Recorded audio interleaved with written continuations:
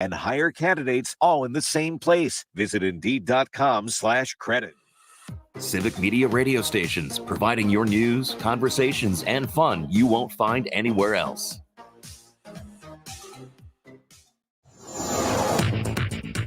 With the news on WAUK The Shaw, I'm Stuart J. Waddles. 2 inches in most places, with some getting even more than that. The impact from yesterday's flooding and high winds continues, with We Energies still reporting thousands of outages in Milwaukee County at this hour. The high water mark seems to be in the Cedarburg area, with that community reporting almost 3 inches of rain. Give yourself some extra time today if you plan on driving during a presidential visit. President Joe Biden is coming to speak at a Milwaukee company that works in green energy. That business is near the Brewers ballpark. It's believed he'll be getting into town early in the afternoon, with remarks sometime around 1 or 2. The trip is Biden's 6th as president to Wisconsin, one of a handful of swing states. He was last in the state in February when he toured a Madison area union training center. With news on WAUK The Shaw, I'm Stuart J. Waddles. It doesn't hurt, feels good to help. And when you give blood, you provide a life-saving difference for others. The need doesn't take a summer break. So we have a challenge for you, started by Civic Media's Earl Ingram. Congratulations to all those people and all of you who donate blood. Take a selfie while giving blood, then post it along with #CivicPints. Give blood and you could get a prize too. Find challenge details and a donation center near you at civicmedia.us/giveblood. civicmedia.us/giveblood. You've heard the word a lot lately, but what does it mean to be arraigned? The Department of Justice describes it as the first court appearance for someone facing criminal charges. A judge reads those charges, then the accused enters a plea. At the end of an arraignment, a trial date is set along with bond. And depending on the severity of the charges, the judge can add conditions to take away the defendant's weapons or passport before being released. For Civic Media, I'm Terry Barr. Direct from the Dairy State, it's Sharp Cheddar Weekends, a 3-hour block of Wisconsin-produced radio, Saturdays and Sundays from 11 a.m. till 2 p.m., featuring Raised in Wisco with Joel Clayfish and Danielle Ferriman, The Cripes Cast with Charlie Behrens, and Under the Helmet with the Gravedigger, Gilbert Brown. You can enjoy it by the slice or enjoy the whole darn thing. Sharp Cheddar Weekends is radio so fresh, it squeaks. Listen in on the Civic Media station or on the app. Hey, son, how are you feeling? I'm fine, Pops. What's on your mind?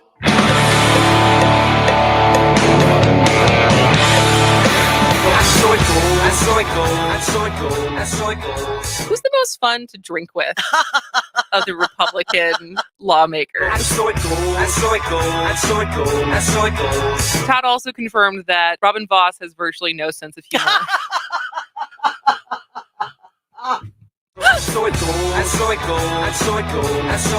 You can always let us know if you're drinking with lawmakers at 844-967-2789. Moving Wisconsin forward, one joke at a time. This is Kristin Bry with As Goes Wisconsin. Yada, yada, yada. Hello, Wisconsin! Here we go again. The most indicted president. That was the headline for many publications on August 2nd, 13 days ago. Oh, was it only 13 days ago? And it remains true 13 days later. Also happening in Georgia last night, which, largely you think would have been the biggest story because this is the summer of women saving the economy between Barbie, Taylor Swift, and Beyonce. And Pink. But Beyonce played in Atlanta last night, but something even more dramatic was going down at the courthouse down the street. In a sweeping indictment, President Trump and 18 others were accused of running a criminal enterprise in their efforts to overturn President Trump's loss in the 2020 presidential election in Georgia. Language historically used to take down mob bosses. Pretty much. And what's also is, the shorthand is called RICO, which historically was used by Rudy Giuliani, who is also indicted in this case. But he used it to go after mobsters. He used it to go after mobsters in New York, which was his rise to, I mean, he took down a lot of the big guys. Yeah. And that was obviously his rise and what he was able to run on when then he was America's mayor. But according to the indictment, Trump and his allies, including, like I said, Rudy Giuliani, Mark Meadows, which I guess is really surprising. I was reading this morning that a lot of people had suspected Mark Meadows was actually collaborating and working with these different cases. So the fact that he's indicted was a little surprising because he had yet to be indicted. But he's been awfully quiet. Yes. But they have been, according to the indictment, they tried to interfere with the Electoral College process through dozens of acts, such as harassing election workers and, in one case, breaching voting equipment in Coffee County, Georgia. And this is former President Trump's fourth indictment in 5 months. And he's pleaded guilty to the other criminal charges. Not guilty, sorry. And he will no doubt plead not guilty for this one as well. Similar rhetoric. This is a witch hunt. This is political. This is partisan. Did you see his statement this morning? I think I saw it, but that he's going to hold a press conference on Monday at his golf club in Bedminster with irrefutable proof that the election was stolen. Oh. So he's apparently had it this whole time. He just was waiting. He's just been sitting it. He's been sitting on it. He's been saving it. Well, can't wait to see what that is. I know. And I guess my question for people listening right now is the magnitude of this wearing off? Or just how do you feel? First, I guess, how do you feel about this round of indictments?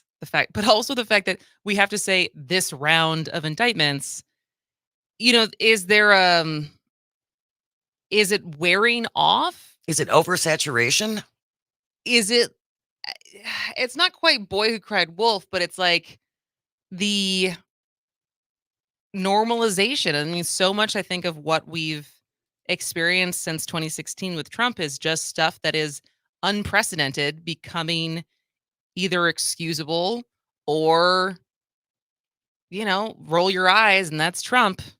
But like the actual magnitude of how serious this is, like how much does that still, even for people who are not, because obviously there is a lot of people who either still think that there was either the election was stolen or there was irregularities with the election, who still are planning to vote for Trump in 2024 if they get the chance, are still hate Joe Biden. Like even for, like there's those people, but I think more for the people who want to see Trump be held accountable, try to keep up with the news, but aren't necessarily like fueled by every time there is Trump news, right? Which is kind of where I put myself, right?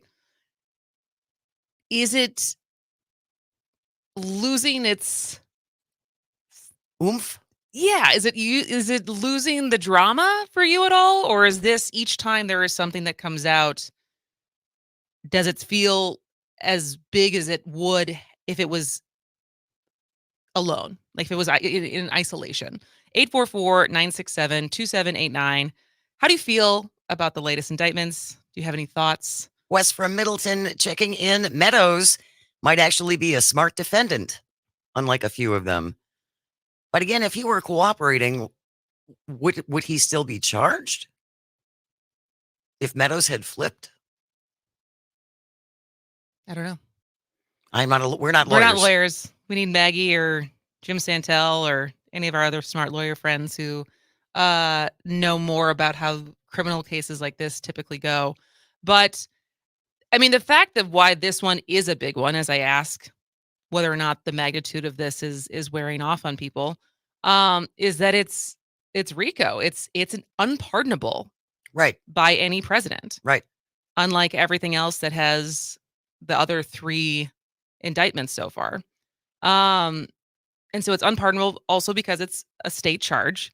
I guess that's more of it. It's unpardonable because it's a state charge, exactly. not because it's RICO, right? But the specifics are really damning, I think, from from what I've been reading, and harder to spin than some of these other cases that are ongoing. And so, many close to Trump have long said that this would be the one case that could bring him down. So the details we know so far, some of the language from the indictment include, quote, a criminal enterprise. The indictment says the defendants, including Donald Trump, conspired and endeavored to conduct and participate in a criminal enterprise in Fulton County, Georgia, and elsewhere. And in the next paragraph, it calls it a criminal organization. And it's wild to read this, and because it really is. It's the type of language you learn about in, at least for me, of my age, like mafia documentaries. Oh yeah.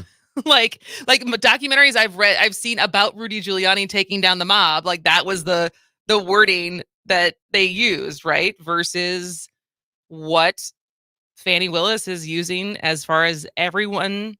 And and it will be interesting because everything I've read is like in comparison to the Jack Smith case of how narrow that is and how specific and only going after Trump that one is versus this one that is so, with 19 different defendants, that's 19 different legal teams and like how long this could be. And so what we will end up getting from this. But definitely want to hear from you. 844-967-2789. That's 844-96-PARTY. We have Karina on the line from Milwaukee. Good morning, Karina. Good morning, ladies. Well, you see, it is tiresome to hear about a yellow man who speaks about himself in the third person. I don't know anyone who would speak that much about himself in the first person, except Elmo, probably.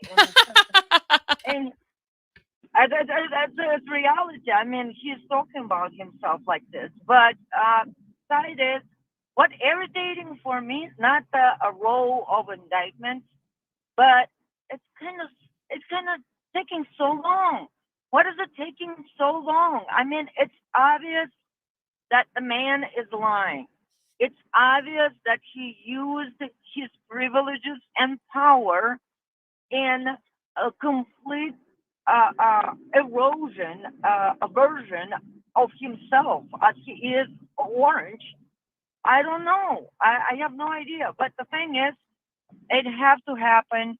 The people have to take responsibility, and it's a criminal charges. And as far as I understand, that if you're helping with the criminal charges or any other charges to save taxpayers' money, then a government or a state capable of offering you some sort of deals. And I think that this is what happens. And honestly, we only can appreciate someone helping with the criminal charges.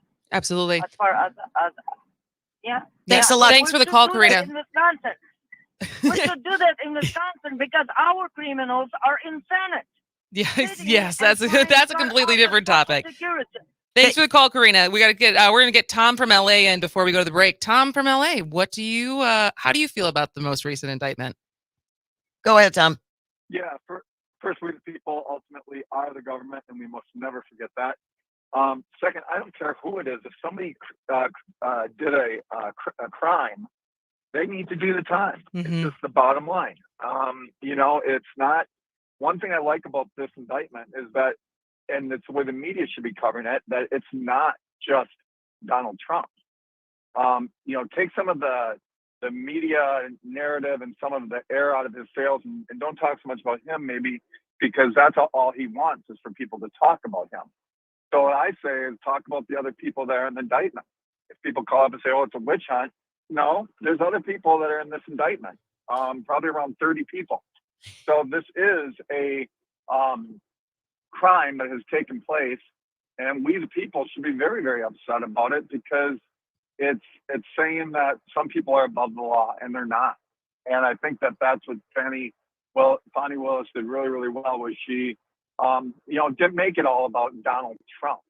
Yeah, I mean, and I hope the media also makes it where it's not just about Donald Trump, because he loves that stuff. yeah, it's 161 acts with 19 defendants and 30 unindicted co-conspirators across 7 states plus DC. Wow. This is this is a It's massive big. case, which is like to Karina's point, why it took so long, right? Like, well, you want to make sure you got this buttoned up pretty tightly before you bring any charges because you want to win. yeah, Right? absolutely. Thanks a lot for the call, Tom, before we let you go. We're going to take a break, but still want to hear from you.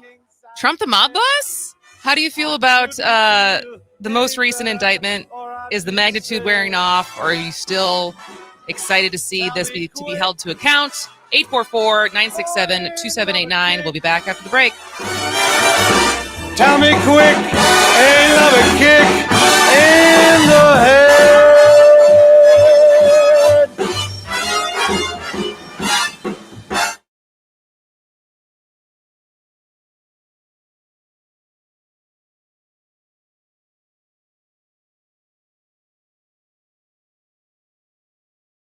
Remember when the internet was new?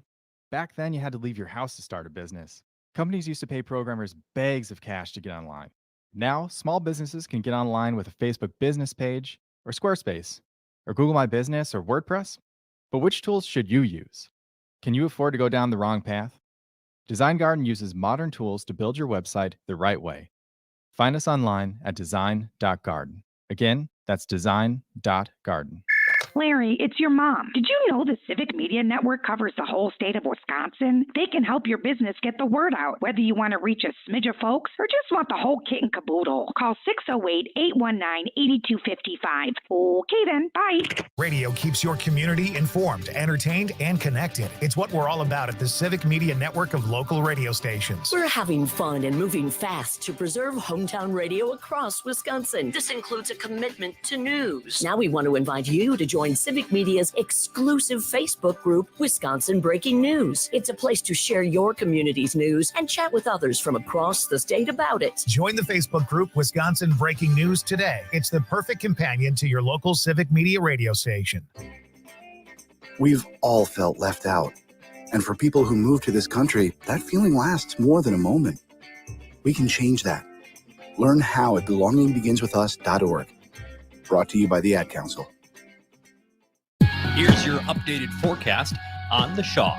Sunshine mixed with clouds at times this afternoon, with highs around 76. Winds out of the north, 8 to 15 miles an hour. Tonight, lows dip down to about 55. High of 81 tomorrow, mainly sunny. Temps below average Thursday and Friday, with highs in the upper 70s. Chance for scattered storms Thursday. For Civic Media, I'm meteorologist Eric Height. Currently, it's 66 degrees. I hope my testimony gets the facts, as they are, and helps to continue to paint a real and honest picture. But politically speaking, this is a pivot point for this country to do something more than just stew on the 2020 election cycle, right? We're either going to, as Republicans, take our medicine and realize the election wasn't rigged. Donald Trump was the worst candidate ever in the history of the party, even worse than Herschel Walker. And now we're going to have to pivot from there, right? We want to win an election in 2024. It's going to have to be somebody other than Donald Trump. That is former Lieutenant Governor of Georgia, Jeff Duncan, yesterday. Even worse than Herschel Walker. Ouch. Yeesh. Oh, that hurts. And that is, I think I heard Dom and Crute talking about this a little bit on Devil's Advocates last night. It is a rock and a hard place for Republicans right now.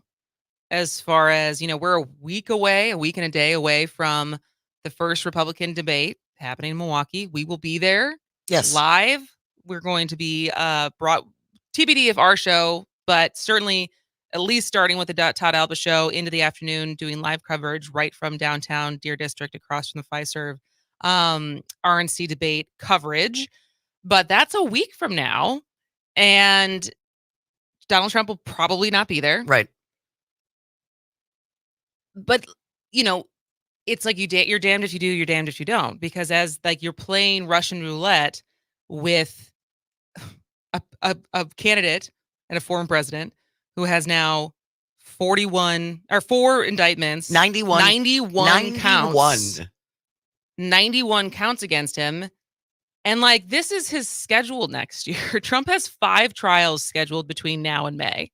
Trump's scheduled court dates, including civil fraud and defamation suits, are interspersed with the Iowa caucuses, and Super Tuesday, and if Trump lasts as a candidate, the Republican National Convention. And so he is likely to spend a significant portion of 2024 sitting in courtrooms instead of on the campaign trail. And the man is going to be 78 years old. Like, he's 77 right now. I forgot when his birthday is, but it's June, right? I think so. Yeah. June babies. Share a birthday month with them. And so it's like, but they also can't, because there's that 30% that I can't quit you. No, I'm not going to quit you. Not never. And it is, we're living through history, people. That is the truth. But we are talking about the latest indictment that came down at 9:45 our time last night. So all reporters were reminded of, no one cares about your schedule, but your job is your job. And so people were up very late last night getting their reporting done and printed and published for us to be able to read through and comprehend this morning on what does the indictment mean, what's included, who's included. And my question for you is, does it feel as big as these roll out now, what it feels like every couple weeks or every other month?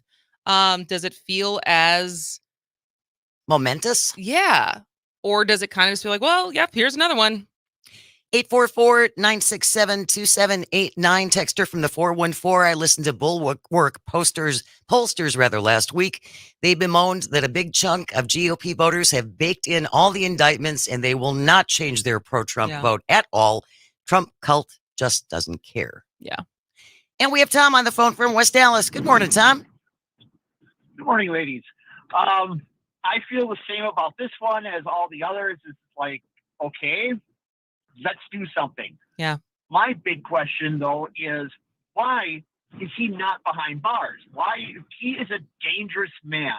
I mean, they're trying to muzzle him, and he keeps on talking and talking, and he's got his base so whipped up. Something is going to happen with him, and him always talking about how this is a witch hunt, how, this guy is doing this, and I've been telling that other guy he shouldn't testify. He's breaking all these rules. How is he not behind bars? I mean, it would shut him up because he wouldn't be able to speak from behind bars. If it was any one of us, especially like with the documents case or something, if they found documents in my shop, you really think I'd still be here talking to you guys? No. Why is he still out? I know. And, because the largest, not threat, this was yesterday, that Judge Tanya Chutkin basically said in no uncertain terms, if you keep, talking, we will move this trial up because the more you talk, the more unlikely we're going to be able to have an unbiased jury. Right. And so STFU. But that's it, right, Tom? Like, oh, he's already gone. Yep. Thanks for the call, Tom. And I don't, again, lawyer of what is it, because it's so unprecedented and because it is like, what do we do with a former president who is running for president again? Because if we lock him up before he's actually convicted of anything because of the threat of potential danger, especially when you have 30% of the population thinking that this is a political witch hunt, like, does it cause more damage? Because we're walking through so many things beyond just the case, right? Like, it's our democracy. It is the palpable tension of people creating a lot of violence because we've seen it in the past. And if you don't think that the people way beyond my pay grade are trying to calculate all of these things in the balance, because things feel very delicate right now. And on one side, I agree with you as far as what happens if he continues to just be able to run his mouth and inspires violence, truth social, whatever he wants to say. But also, what happens if you put him behind bars before he's actually convicted of anything? Yeah. 844-967-2789. Texter from the 414. Let's not forget of all the charges and accusations against Al Capone. It was tax evasion that took him down. All it takes is one charge to be found guilty to take him down. Very plausible. Paul from Franklin. We got a bunch more texts. Got a bunch more texts. So we got to take another break, but we will read your texts, take your calls, keep this conversation going. There's a couple other stories I want to get to as far as other things you should know today, but we will definitely keep talking about Trump's indictment and also the Wisconsin connection because there's always something. So we'll talk about a man named Cheese Bro, or at least that's what I'm calling him, when we come back. This is As Goes Wisconsin. The best is yet to come the day you're mine. Come the day you're mine. And you're gonna be mine.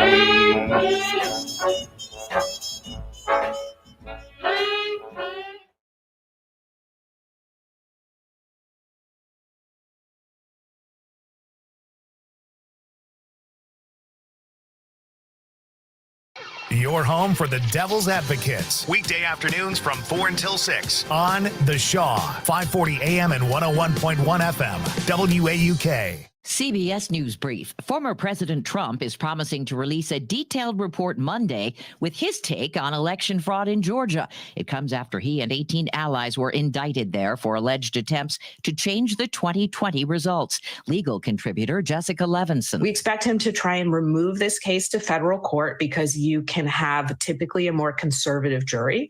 We expect him to try and delay. And we expect him to raise potentially a First Amendment defense. The death toll is at 99 now in the Maui wildfires, and officials expect that to rise exponentially. CBS's Lilia Luciano. 25 miles east of the Lost in Lahaina, in Maui's upcountry town of Kula, fire crews are still battling smaller fires that have so far ravaged some 19 homes. The mother of a 6-year-old Virginia boy is expected to plead guilty today after her son brought a gun to school and shot his teacher. CBS News Brief. I'm Deborah Rodriguez.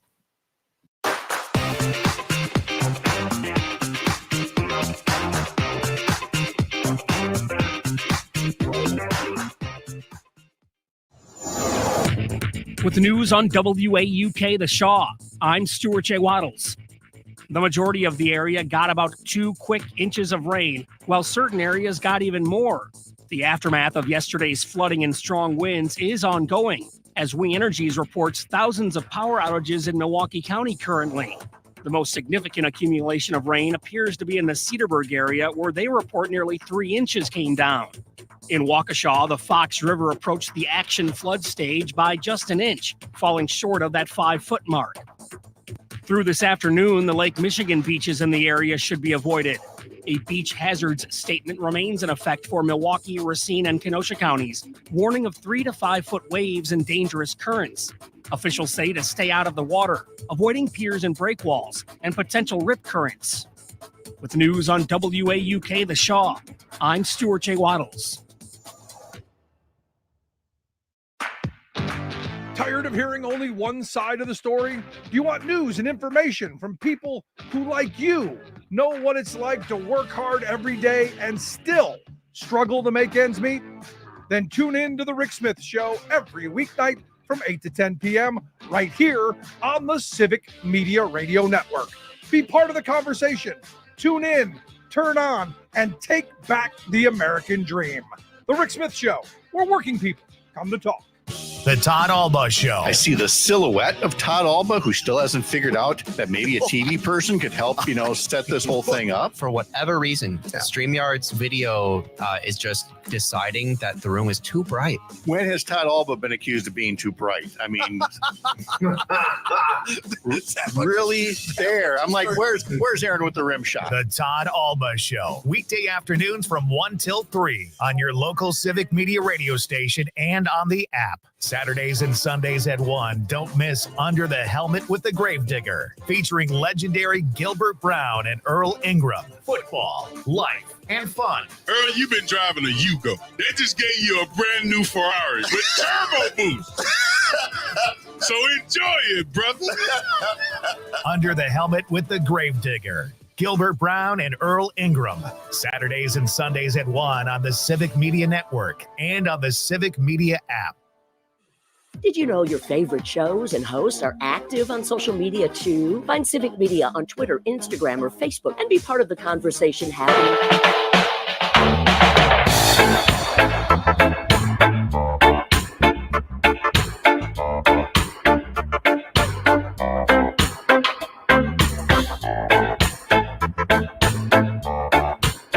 Welcome back to As Goes Wisconsin. I'm Kristin Bry. She is Jane Madnair, and we were talking about last night's latest criminal indictment of Donald J. Trump and getting your reactions and feelings about it. Specifically, how you're feeling about it. Does it feel like just another here we go again?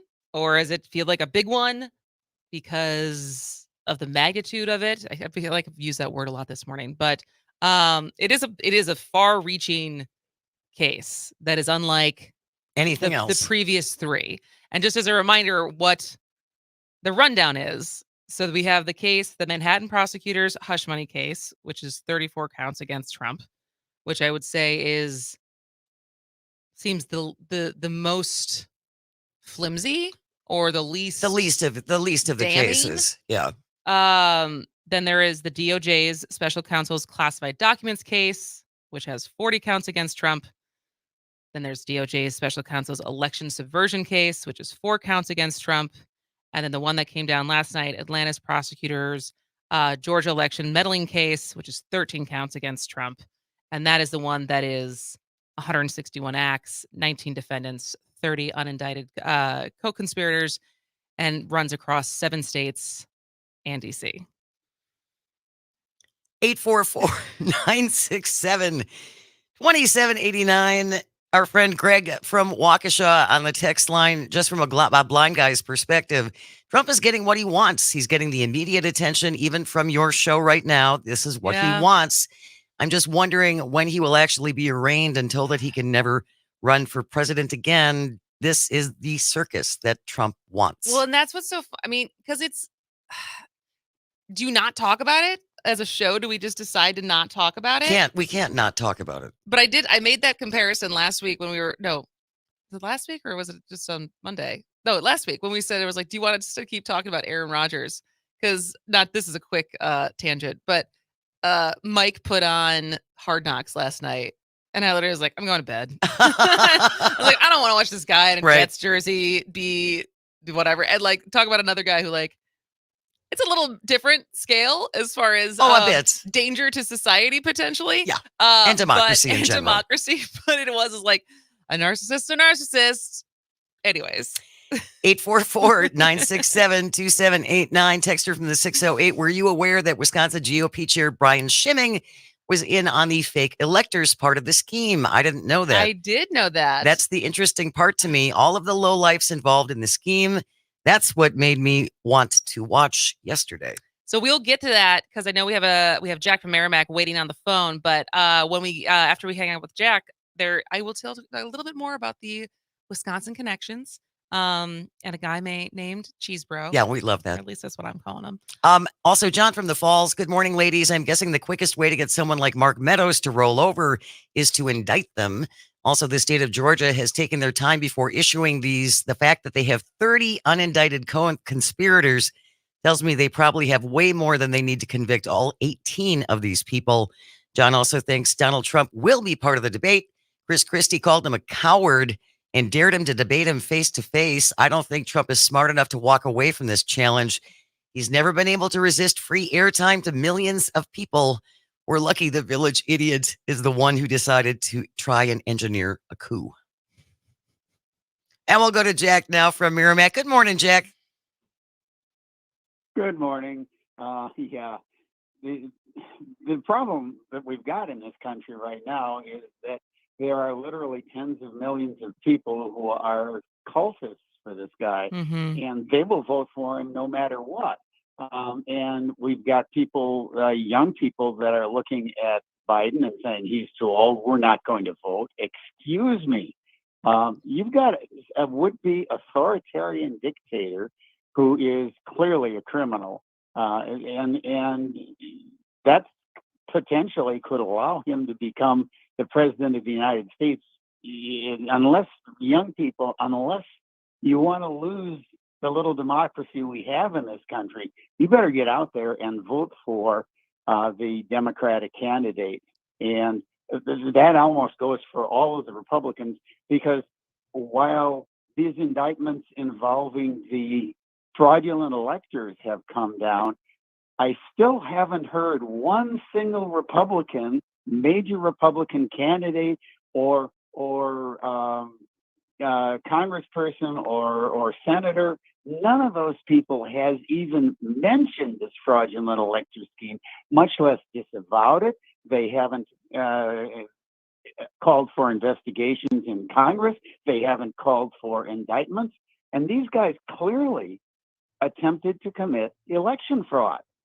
And even many stated, about what is it now, about half of the states attorneys general, or in this case, I think in Georgia, it's just a local district attorney are starting to indict them. But for instance, Josh Call has, as far as I can tell, done nothing about this. And we've got to do something about these guys too, because they were clearly involved in an attempt to overthrow the government of the United States. Yes, it was by quasi-political means rather than a bunch of violent crazies yelling, "Hang Mike Pence." But the point is, they were still trying to reverse the results of a legitimate election. And we've got to do something about this, and we have to make a very, very clear statement, at least at the voting booth, if we don't charge these people. Yeah, absolutely. Thanks for the call, Jack. Speaking of not Donald Trump, but speaking of Joe Biden, he is in Milwaukee today. He is. He's probably here right now. Yep. So we'll talk about a little bit more about that in the next segment. But we will be covering it live across civic media. So during the lunch hour, during the newscast and town call, we're going to have live coverage from the event. Hopefully hear some of our elected officials, probably maybe a Gwen Moore. Who else? David Crowley, maybe. Tammy Baldwin. If she's Tammy around. Baldwin, maybe Mayor Johnson. We'll see who ends up speaking at today's event. And then Biden's speech is supposed to kick off at 1. They rarely start time. then. So, But as soon as his speech does start, we will also be covering that live. But speaking of Wisconsin's connection, Kenneth Cheesebro, it might be Chesbro, but for the sake of the Wisconsin connection, we're going to call him Cheesebro.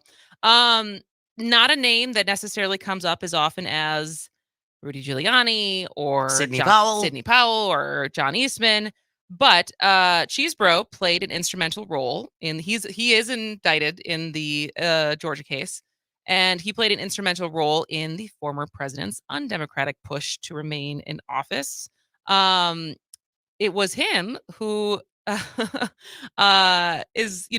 Eastman is widely credited for coming up with this scheme, coming up with it, but it was Cheesebro who first proposed the idea in a November 18th memo to Jim Trupis, a Trump attorney working in Wisconsin. Yes.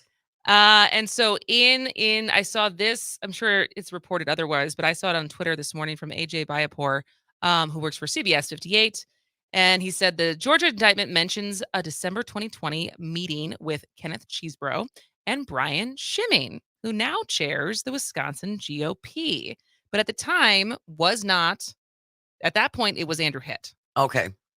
He was still, obviously, Brian Schimming's been a Republican in Wisconsin for a very long time. But Rudy Giuliani joined via phone, and the party chairman back then, Andrew Hitt, discussed this with the January 6th committee. He texted, "These guys are up to no good." Hitt told the January 6th committee he was referring to Giuliani advising the fake electors in multiple states to not discuss their plans with the media. Hitt, who was one of 10 Wisconsin fake electors, said he disagreed. The state party went ahead and issued a statement. While the Georgia indictment describes Schimming as the Wisconsin GOP chairman, Hitt was actually the party chair in December 2020. Then why was Schimming involved? Hitt said Schimming was brought on to be a right hand to Trump's Wisconsin lawyer, Jim Trupis. Wow. Trupis was the recipient of a December 7th memo Cheesebro sent outlining the fake elector plan in Wisconsin. The federal indictment calls this the Wisconsin memo. The Georgia indictment cites an email Cheese Bros sent Shimming on December 10th outlining state-specific fake elector language. Hitt and Shimming have maintained that they only went along with the fake elector plan because they were told the slate would only be submitted if Trump's legal Hail Mary was successful. Shimming stood by that reasoning when we interviewed him last month. So that, again, was from AJ Bayapor, who is the political reporter for CBS 58. He's a wonderful follow. He really is. It was funny. Another tangent. It was during he got caught on camera on it, like looking at his phone. I'm sure he was taking notes, but he was on camera during the county vote for the sales tax. And he tweeted it out. He's like, "This is not a good look, but I hope by my reporting you can tell that I was really paying attention," because he is a very good reporter. Yes, he is. He gets lots of great interviews. He really does. He does. So Wisconsin had our fingers in this. Always they were always fingers involved. There's always some connection back to us. And again, I don't know, because I think I don't know, for on the side of Josh Call, similar to what we said as far as like what is the balance that you strike, not just legally of what you can do, but also politically in a upcoming election year in a very purple state, in a place where you try to test the waters of where people stand, that like if you move on the electors, whether there's a bunch of people think that you should, and that's what's right, but what do you risk by pulling the trigger and doing it? And I don't know. I don't know if you poll for those things. Like I don't know how you measure and like weigh your options of what ramifications. But I have to imagine that instead of what they're doing in Michigan, that the hesitancy for Josh Call has political reasoning behind it on whether or not it is the atmosphere to do it in. But aren't our situations pretty similar compared to Michigan? As far as I can tell. So I guess I don't understand why they chose to go ahead with it and we, at least up to this point, have not. If things on the ground are that much different in Michigan, maybe they are. I mean, differences in attorney generals, differences in political climate. I mean, Michigan is potentially swinging a little bit more blue than Wisconsin is. Maybe risk aversion. I don't know. There's probably a lot of different things beyond just the details of the case. But quickly, I wanted to squeeze this in. I'm sure we'll learn more about them, about this race, but other things you should know around Wisconsin today. Brian Stiles going to have a competitor. Paul Ryan's clone. So a Racine County emergency response manager on Monday became the first Democrat to announce a bid for Wisconsin's first congressional district, held by Republican U.S. Representative Brian Stiles, setting up a race for one of Wisconsin's only remaining competitive seats. Wow. I would say the first district and the third district are really the two that could go either way. But his name is Lorenzo Santos. He's a deputy emergency management coordinator in Racine County and an officer of the U.S. Navy Reserve. And he said in a statement that he plans to formally launch his campaign at a brewery in Racine on Saturday. Previously, Santos was elected chairman of the Young Democrats of Wisconsin in June. And his biography on his campaign website notes that he graduated from the United States Naval Academy in 2013 and served on a guided missile destroyer before leaving the Navy in 2016. He subsequently founded an online news startup, led sales operations for an HVAC manufacturer, and got his master's degree in Homeland Security at George Washington University before taking a position with Racine County this year. So he likely maybe will be the only candidate. Maybe other people will join, but always good to know that there's at least someone running and that no one is running unopposed, because that is the worst thing that can happen is any of these seats, even when it feels like the mountain is high, that we have people running in every single race. So we'll have to learn more about Lorenzo Santos, but wanted to let you know that at least there's one person running against Brian Stiles. All right. And if he gets a chance, he can ask him about when he's going to release that videotape of Derek Van Orden. Maybe AJ Bayapor will ask him. Oh, that'd be great. All right, we're going to take another break. When we come back, guess who got an invite to see Joe Biden and had to turn it down? You could give you 2 guesses. We'll come back in just a minute. This is As Goes Wisconsin.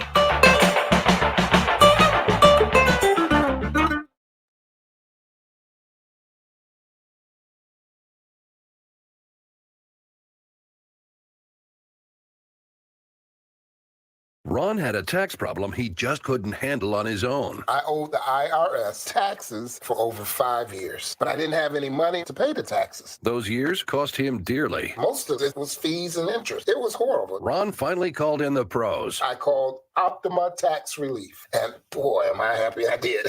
The leading tax resolution firm, Optima, is A+ rated by the Better Business Bureau. They've resolved over $1 billion for their clients. Ron was overjoyed. They settled my account with IRS. I was ecstatic. They are a lifesaver. They are. I am so happy.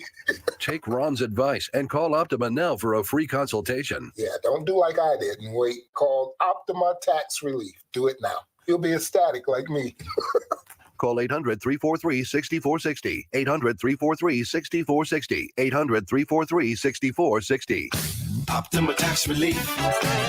Testimonial from an actual client. Some restrictions apply. For complete details, please visit OptimaTaxRelief.com. The Devil's Advocates Radio. The entire light beer industry is under attack from the right at this time. Apparently, that they no longer have women in bikinis selling the beer. I would suggest, and this is on the Fox Entertainment Network. I believe it's the Fox News. Well, well, I just hope they don't get to the Captain Morgan and Diet Cokes, man. That'd be a sad day. The Devil's Advocates Radio with Dom and Crute. Weekdays 4 till 6 on your local Civic Media radio station and on the app. Here's your updated forecast on the Shaw. Mainly sunny skies this afternoon with a high of 76. North winds 8 to 15 miles an hour. Lows dip down to about 55. Tonight, clear skies. High temperatures reach up to 81. Tomorrow, mainly sunny. Temps below average Thursday and Friday with highs in the upper 70s. Chance for scattered storms Thursday.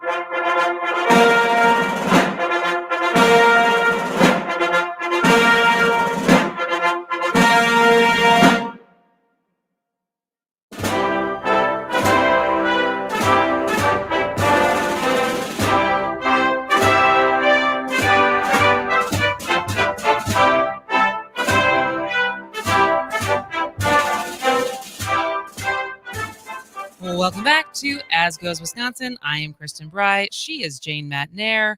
And the president is in town. The president has landed. The president, I'm assuming he's landed. I think so. He is in Milwaukee today.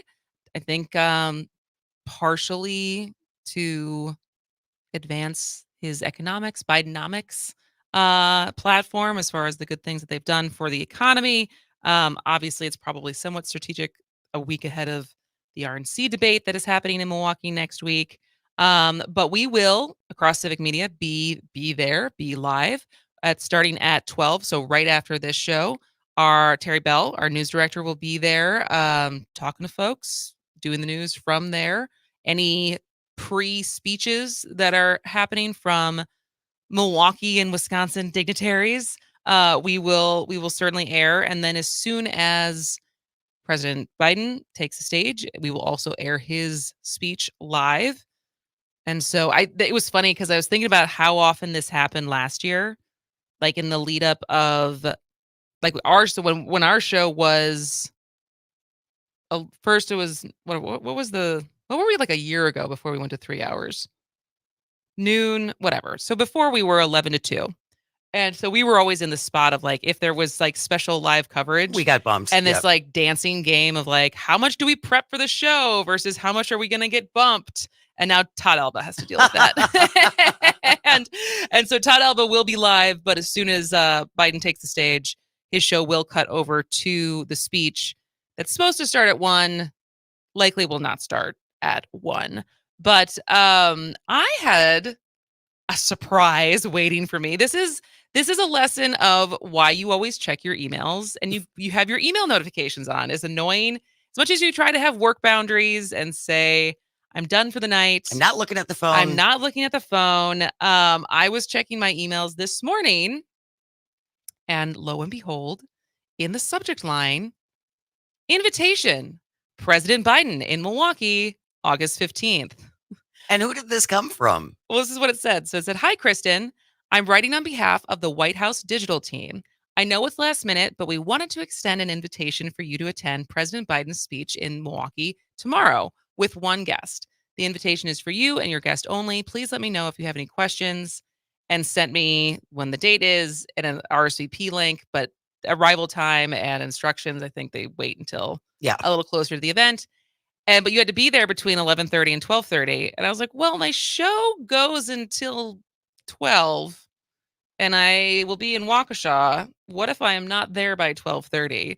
And she was like, well, they're pretty strict about these things. And I was like, yeah, I imagine the Secret Service is pretty strict about, you can't just like walk in on your schedule. Sorry, I'm late. Can you let me in? But she did say, she's like, I'd love to keep you in mind for future events, and hopefully we can give you more notice next time. That is but the pretty. fact that so the person who emailed me is, her name's she's the director of digital rapid response for the White House. So I was like, holy crap. Does it have a .gov return? Yeah. Oh, that's so cool. Her email, I'm not going to read her email, but it's like whitehouse.gov, like the whole thing. And so that was flattering. Well, yeah, you're obviously on the radar, partner. Good job. As far as Wisconsin potential people to invite. That's so that really was, exciting. That was very cool. But it's also funny because it would be very cool if I got to meet him, just because it's the president. But there is a part of me that was kind of like, I have stuff to do today. This is gonna. What do you think you are, the president or something? But hopefully that means I will be on an invite list for future stuff, because that would be, not a lot of people can always say that they've done that. But I know some of our other civic media folks will be there. And yeah, so who knows? Maybe we'll even get the president on the show in the next year. That would really be something. That would, because I know, Vice President Kamala Harris has done Earl's show and she's done other local radio stations shows. I think she's done The Truth and some other ones. So who knows? We got to aim big next year. Yeah, for sure. I do have a question though, and I'm going to put you on the spot, even though I think I already know the answer.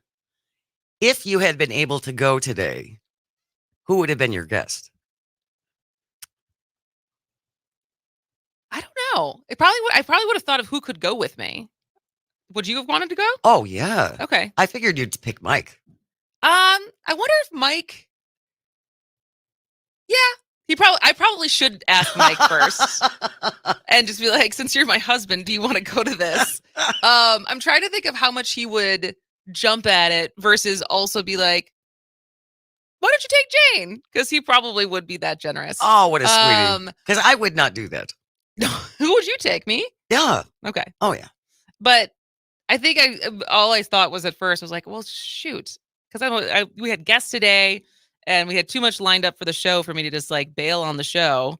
So we got people coming up next hour. And speaking of those people, DJ Shawna's here. I'm really excited to talk to her. I'm so excited. So DJ Shawna is certainly a local celebrity in southeastern Wisconsin, especially for people who are Bucks fans. She is the official DJ for the Bucks. But she's an author. She's a motivational speaker. She is at many events across. She's often one of the people you can see DJing an event, including the night market that's happening tomorrow night. She also has an event happening next week called Honchella that she is going to be talking about. But she is just a positive light and force in the Milwaukee area. And I'm so excited to finally get her on the show. She's hard to get during the Bucks season, as you can imagine. Oh, for sure. And so she will finally be here. That's going to be the first half hour of the show, of the next hour of the show. And then we kind of have it flopped. Usually we try to end with lighter stuff for the 11:30 segment, but that's okay. Today at 11:30, we're going to be talking to Michael Caldwell, who is a senior lecturer in psychology and senior staff psychologist at UW-Madison's Center for Law, Society, and Justice. And he's also an expert on juvenile offenders, because this was actually back in May that I saw this article, and it's just trying to get him on has taken a little bit longer than I'd hoped. But not shockingly, this is still it's still a thing. The stat hasn't changed. No, things have not changed. Wisconsin, did you know that Wisconsin has the second highest percentage of prisoners who are locked up for crimes they committed as youth? So under 18. The second most. This after Louisiana. And our rate is double the percentage, like the average nationwide. So we're going to talk to him about why that is a bad thing, what has been done to try to curb that. Is it bipartisan? And a lot of stuff there. So that's going to be at 11:30. And then at the end, we're going to play a Woodstock trivia. So if you think you know Woodstock, the original Woodstock, we want you to play at 11:50. So stay tuned for that. And that's about it for the first hour. Good first hour. We're going to take a break for the news. Come back at 11:06 to hear DJ Shawna. This is As Goes Wisconsin.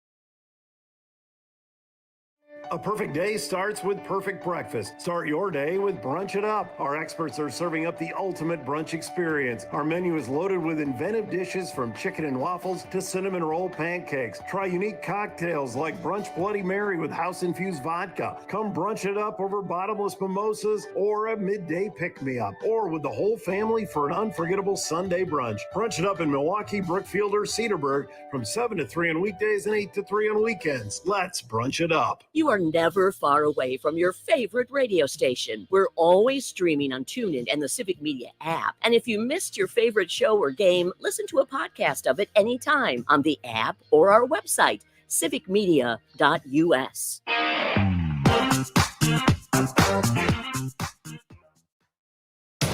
You're listening to The Shaw, WAUK 540 AM Jackson, W266DR Waukesha, and always streaming on the Civic Media app.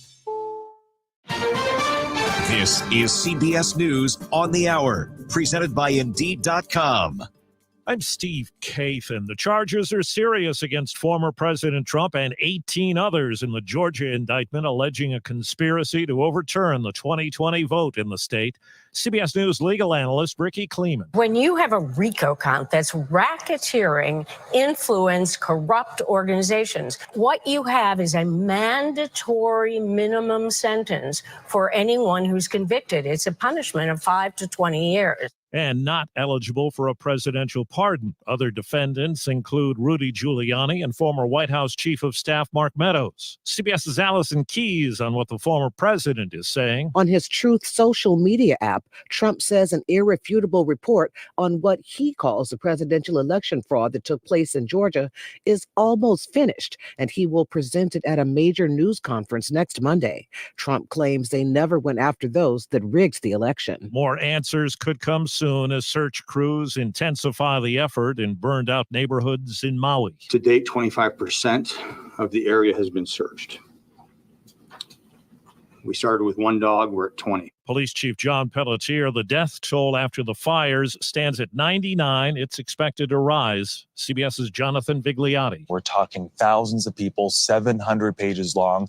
At this hour, hundreds are still unaccounted for. I've printed out some of that document and includes the elderly and the young with descriptions like last seen using a walker, a child staying at a friend's house. Overseas from London, CBS's Vicky Barker tells us about a case of alleged spies for Russia. Scotland Yard will say only that 5 people were arrested under Britain's Official Secrets Act back in February, and that 3 have now been charged with having false identity documents. The BBC is reporting all 5 are Bulgarian nationals allegedly working for Russian security services. And Russia's central bank has raised interest rates by 3.5 percentage points as the country deals with sanctions and rising military spending for the war in Ukraine. Here at home, the government says retail sales rose last month and were up better than 3% over a year ago.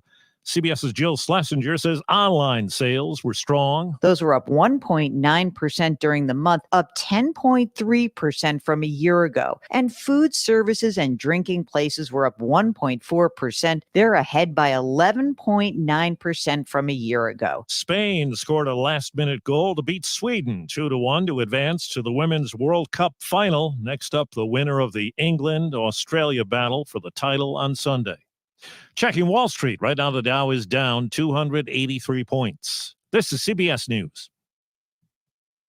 Hire with minimal effort and max speed with Indeed. Their hiring solution platform helps you attract, interview, and hire candidates efficiently. Visit Indeed.com/credit. Your hometown radio, refreshed.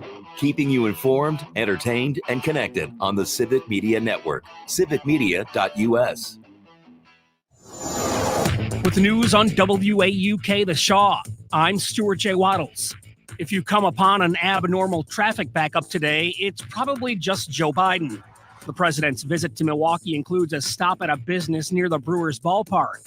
It's anticipated the president will arrive in town during the early afternoon, with his remarks expected at around 1 or 2.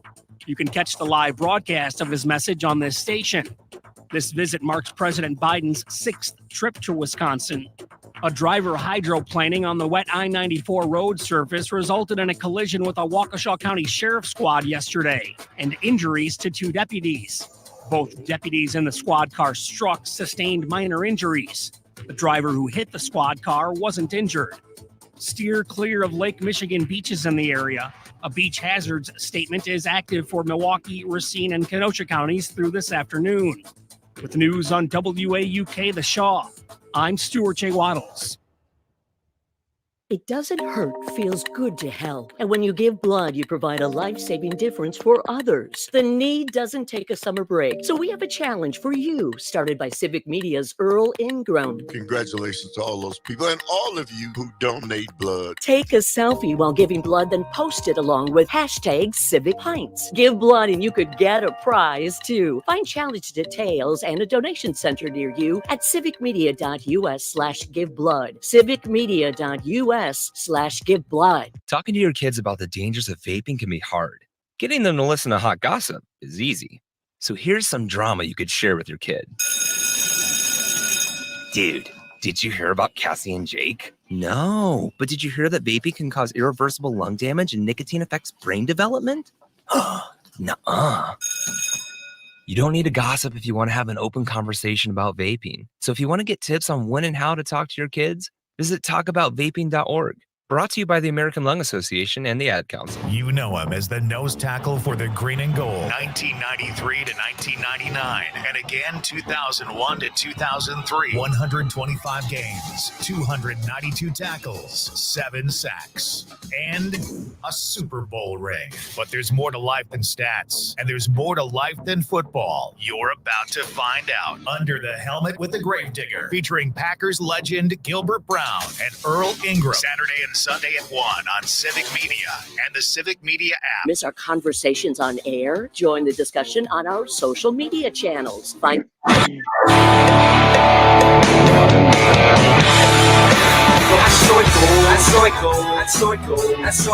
This is the time of the show where we're going to plug the Civic Media app. Wausau, Wisconsin Rapids, Richland Center, Amory, Madison, Waukesha, Oshkosh, and we're still growing. What should we call this radio station from Rebecca? And she came up with, what about Radio or No? Radio or No? Radio or No. Welcome to Radio or No. Well, what do you think? Moving Wisconsin forward, one joke at a time. This is Kristin Bry with As Goes Wisconsin. Yada, yada, yada. Hello, Wisconsin! Hello, Wisconsin. Welcome to the 11 o'clock hour of As Goes Wisconsin on this Tuesday, August 15th. We are so excited to finally have our next guest on. She's a busy lady. She is. If you live in southeastern Wisconsin, you likely definitely know who she is, but we also have people outstate who may have not have heard of her before. But DJ Shawna is a DJ.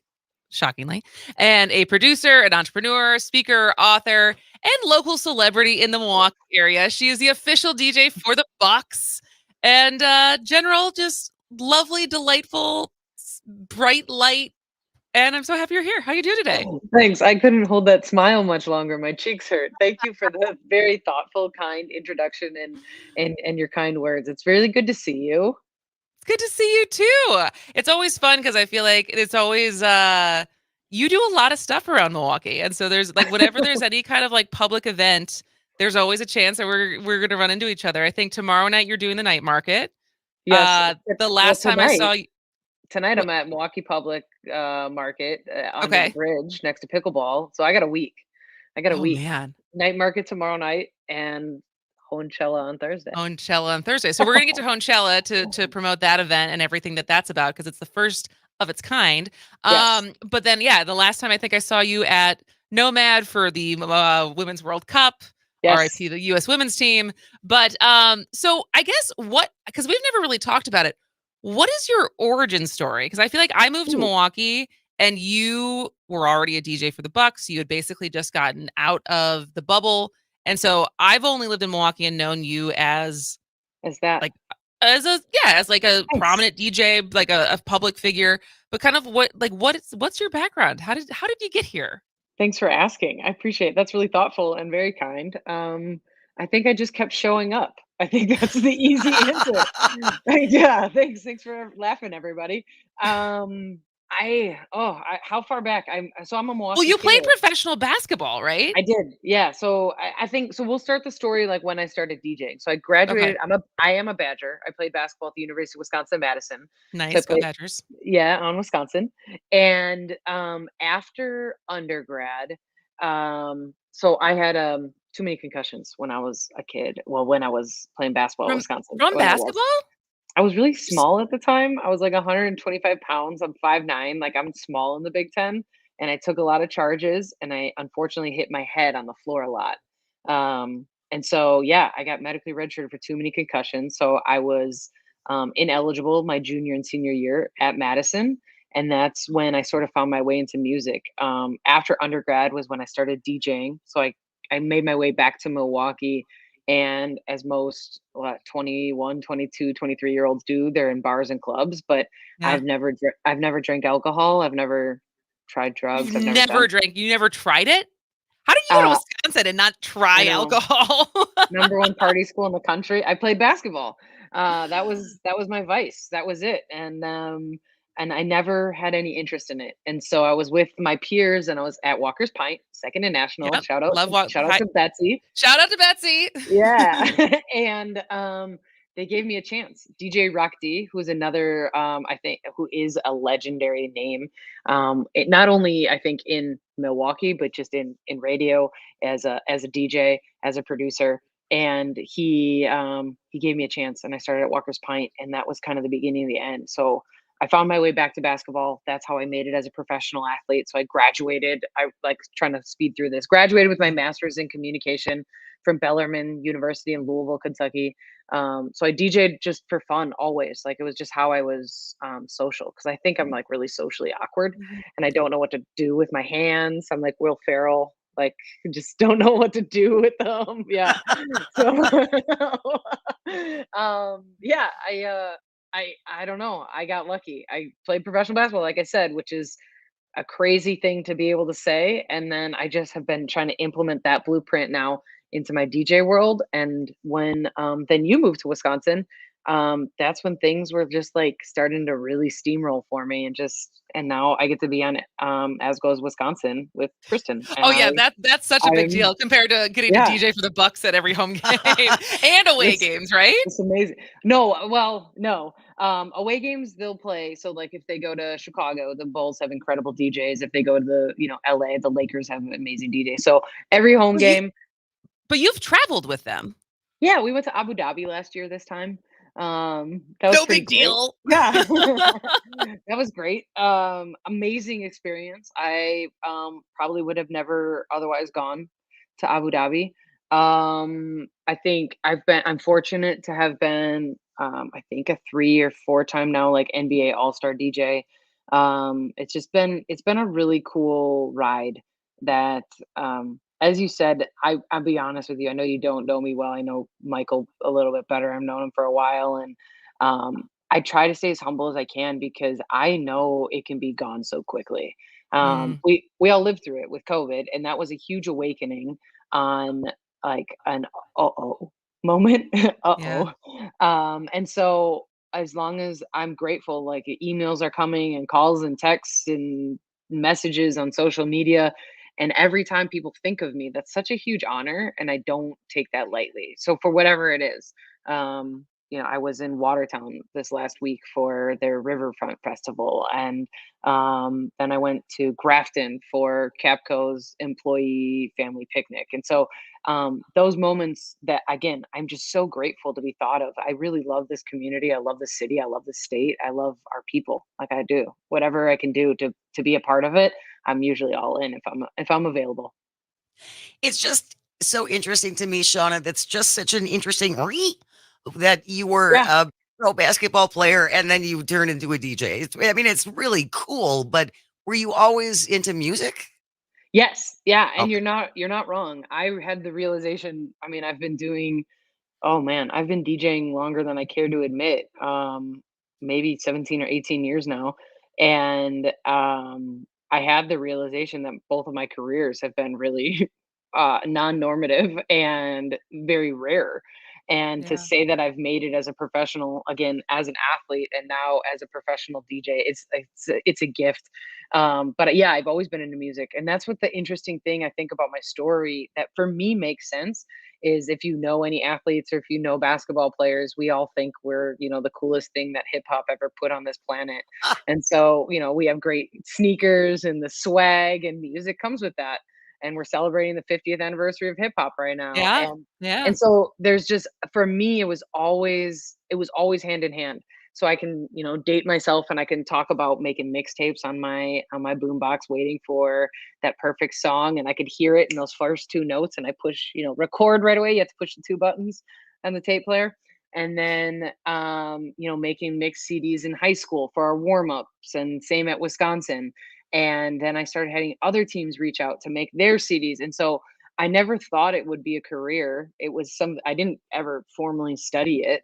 It happened by default, and to me, it's been one of the best gifts I think I've ever been given. So I'm grateful. Absolutely. If you're just joining us, we were talking to DJ Shawna, like we said, DJ, local celebrity, author. But that's the thing, you do a lot more than just DJ now. So you have is it fair to call it a tagline, or how Yeah. do you describe what Dare to Be is? What should we call it? Let's I talk don't about know. that. Yeah. Because it's I feel like without getting too, I don't know, like inside knowledge, it's like a personal brand, Yeah. like calling, right? It's like this is like what you want your name associated with, which is this Yeah. idea of Dare to Be. But so like what is the idea? To inspire you to be your best self. So whatever that is in this moment, in the next 15 minutes, tomorrow, thank you. But that's what it is. I think it's a personal brand. It's a mantra. I pulled it when I started. I was, studying for my master's degree. And so Mhm. I was writing 30-page papers on a weekly basis. And I read something and it was one of those things, it popped out, those three words popped out to me. And I've hung on to it for so long. And when I wanted to take a jump in DJing, I looked at DJs that I admired, and Tiesto was one of them. And Tiesto has two logos. So one is his name, and another is this amazing, beautiful, like Firebird thing. And when I looked at that, I was like, I want something that when you look at it, it's associated with me, Shawna or DJ Okay. Shawna, but that it's also bigger than me. And that's where Dare to Be and my stick figure logo with the heart kind of came from. Cause I know I'm not going to be able to DJ for the rest of my life. And so I want to make sure that I have something else that I have to offer. Sports taught us that. It's always, I work for the Bucks, and it's bigger than the name on the back of the jersey. It's about the name on the front. And I just hope that I'm continually this walking sports cliche of like, I'm living it. So, yeah. And then you made with that same title, there's a 5-part YouTube documentary series, right? Oh my goodness, you're so kind. You watched it, or did you just know about it? No, well, that was the first. Well, no, I know about it because that was the first time we tried to get you on the show. But I feel like you have a very busy schedule. And when did it came out last fall? Did it come out like right as the Buck season was starting? It did. Yeah, it was a Yeah, COVID and so it was project. just impossible to Weird. get you on the show then. And so, but like that's an undertaking is to make. We only have Thanks. 2 minutes left, so we can talk I about it know. on the other side of the break too. But like, what was the motivation to do the docuseries? I have to give a shout out to Heartland. They're the production team that I've never met in real life, and it's a fun story that I'd like to share with you because it happened over the internet. We from inviting just Keith, the CEO of Heartland, to be on my podcast at the time, and we became friends. And I went and lived in the bubble with the NBA. And then I came back with like all this content on my phone, and I was like, Keith, what do you think about this? And he's like, let's put a pin in it. And he had a meeting. He got an official meeting the next day. We had this amazing like team in front of me online that they pitched a documentary idea to me, something that was very humbling. And I just also felt was like really exciting to share with the world. So I'm excited to share more with you. Yeah, absolutely. All right, well, let's take a break. We'll talk a little bit more about the docuseries, and then we'll also talk about Honchella, which is coming up next week. When we come back, our guest is DJ Shawna. Stick around. This is As Goes Wisconsin.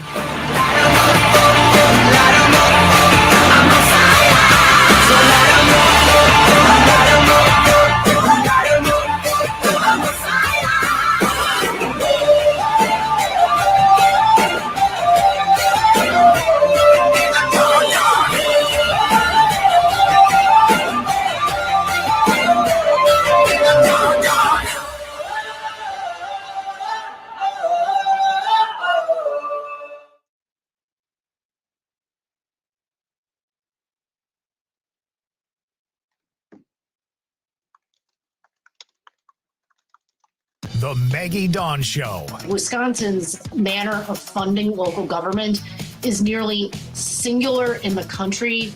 That cheese stands alone, if you will. It hasn't been working in Milwaukee. It hasn't been working in Rhinelander. It hasn't been working in La Crosse, Green Bay, Madison, Kenosha, Racine. I don't care what you pick. It ain't working. The Maggie Dawn Show, Monday through Friday at 6 p.m. on your local Civic Media radio station and on the Civic Media app. Hi, we're the Goo Goo Dolls. We're fortunate that our daughters have what they need to grow and learn. But that isn't the case for nearly 13 million kids in the U.S. that struggle with hunger. Childhood hunger is a heartbreaking reality that Feeding America is working to change. Each year, the Feeding America network of food banks rescues billions of pounds of good food that would have gone to waste and provides it to families and children in need. You can help kids in need in your community by visiting feedingamerica.org. Brought to you by Feeding America and the Ad Council. My name is Teresa Barber. I was in the United States Navy and I served overseas in the Middle East and Africa. Early on in my career, I had a commander that taught our suicide prevention training, and the very next day he took his own life. 90% of suicide attempts involving a gun are fatal. My way of continuing my service is to help protect my community by being a responsible gun owner and by storing firearms safely. Store all your guns securely. Help stop suicide. Brought to you by End Family Fire and the Ad Council. Here's your updated forecast on the Shaw. Mainly sunny skies this afternoon with a high of 76. North winds 8 to 15 miles an hour. Lows dip down to about 55 tonight. Clear skies. High temperatures reach up to 81. Tomorrow, mainly sunny. Temps below average Thursday and Friday with highs in the upper 70s. Chance for scattered storms Thursday. For Civic Media, I'm meteorologist Eric Height.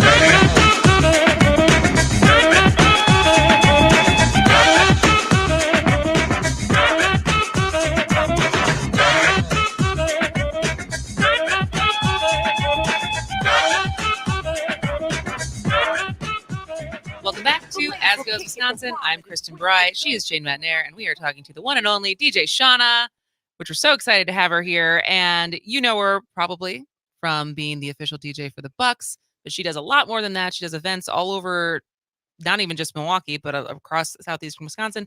But also last year came out with a 5-part docuseries called Dare to Be. So I wanted to give you a chance to be able to tell more about what that story is and why people should go watch it on YouTube. Thank you. I'm not. They don't have to. I mean, if they want to. You're so Wisconsin nice. Like Seriously. have a you're kind of. I feel like you're kind of like me, where it's like self promotion is Ew. hard. Ew. Like Yeah, it's like a hard. little cringy. It's like I don't know if you want to, you can watch it, but like Right. If you're bored and you have nothing else to do. But I put a lot into this. It was a lot of time. It's a lot of me, and it's a huge part of my story. It's every question you've asked me so far.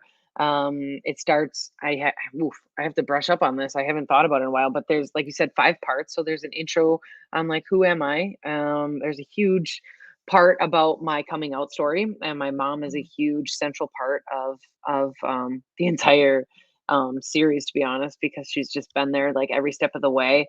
And then it talks about how I got into DJing, and then we talk about I got all the chapters. Then we All right. talk about going to the bubble. We talk about life in the bubble.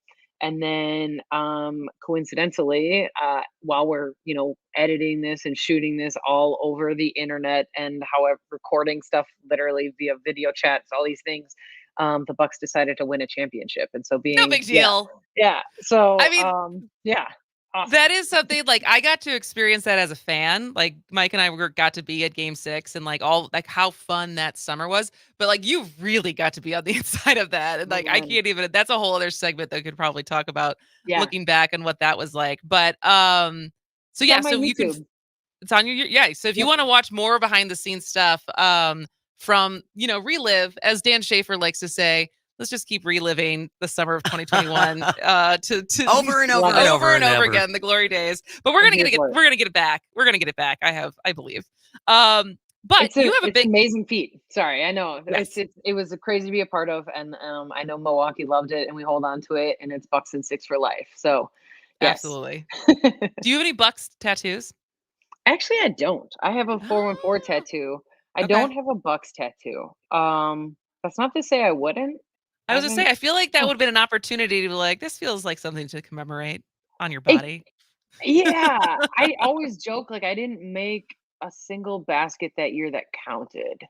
And so it's, I just kept showing up and doing my job, and Yeah. they did all the hard part. And, I think we all got to kind of bask in their glory. I played professional basketball, but not at that level. And so Yeah. it's different. And, maybe someday, I don't know. I'll have to think about it now. This Yeah, could be, yeah. yeah. All right. Plant the Thank you. seed. Thanks. I like all I right. just Well, shot a basketball with that. Yeah. I also played basketball, but I stopped in high I school. know. I was in a basketball movie. Wait, That's a you different were? story for a different day. I'll tell you on offline. Yeah. Oh my goodness. Because I want to talk about Honchella. So what is Honchella and Okay. what should people know about it? You're just gonna drop the bomb that you were in a I will. basketball Yes, movie? we'll, All right. we'll talk about it later. We I'll can send talk you a about copy. Honchella. Okay.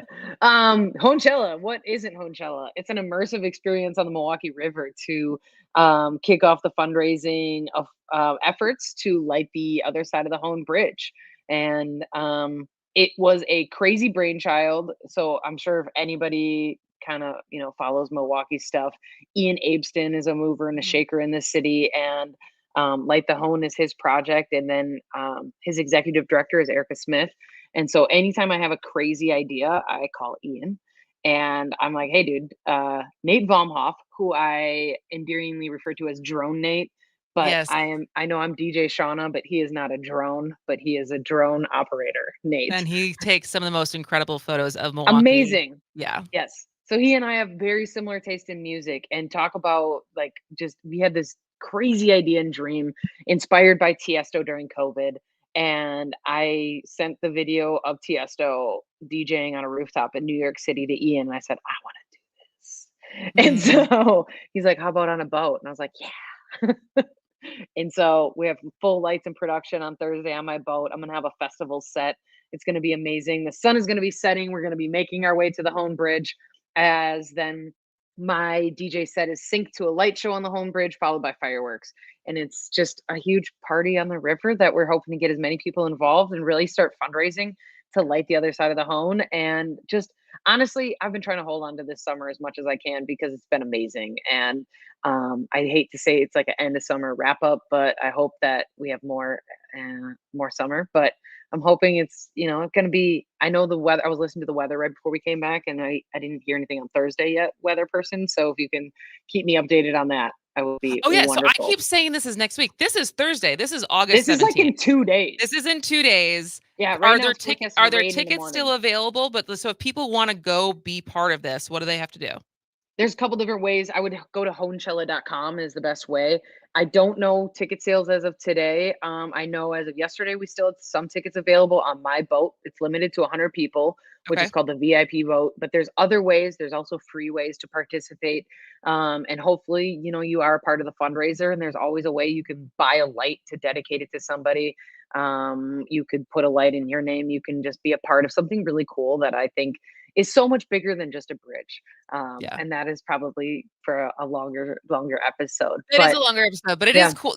Like, it is cool that when the bridge lights up at night. It really Oh, is. yeah. It really is. Yeah. And so it's a very cool experience. And this sounds like an incredible event. I will put the link for the event on our show notes for today so people can get more information about it ahead of Thursday, not next week, Thursday. This Thursday. 2 days. Unfortunately, DJ Shawna, we have to let you go, but I'll tell you more about the basketball movie offline. Please do. And hopefully maybe we'll see you tomorrow at the night market, but you're Yes. welcome back on the show anytime. It was so fun Thank to finally you. have you here. Thank you all for having me. I hope you have a great day, and I hope to see everybody this week at some point in time. Go Bucks! Go Bucks! Bucks and 6. All right, we're going to take a break, and when we come back, we're going to change gears a little bit and talk to Professor Michael Caldwell about Wisconsin's having the second highest percentage of prisoners locked up for crimes committed as youth. It's an important conversation. Stick around. This is As Goes Wisconsin.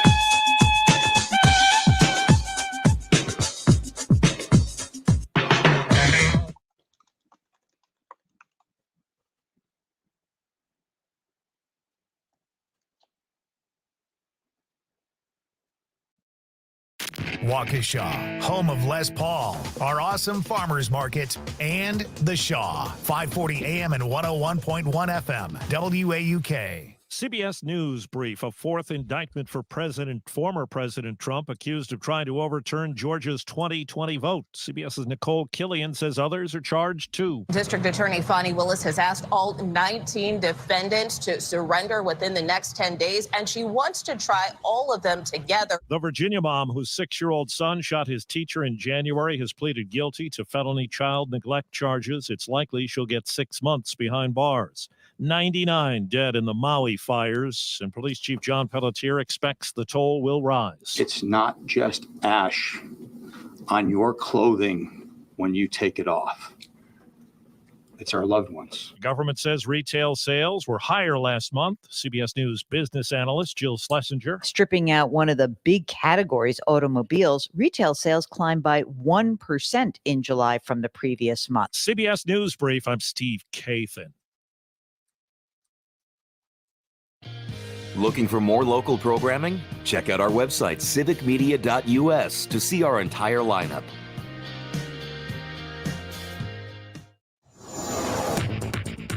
With the news on WAUK The Shaw, I'm Stuart J. Waddles. 2 inches in most places, with some getting even more than that. The impact from yesterday's flooding and high winds continues, with We Energies still reporting thousands of outages in Milwaukee County at this hour. The high water mark seems to be in the Cedarburg area, with that community reporting almost 3 inches of rain. Give yourself some extra time today if you plan on driving during a presidential visit. President Joe Biden is coming to speak at a Milwaukee company that works in green energy. That business is near the Brewers ballpark. It's believed he'll be getting into town early in the afternoon, with remarks sometime around 1 or 2. The trip is Biden's 6th as president to Wisconsin, one of a handful of swing states. He was last in the state in February when he toured a Madison area union training center. With news on WAUK The Shaw, I'm Stuart J. Waddles.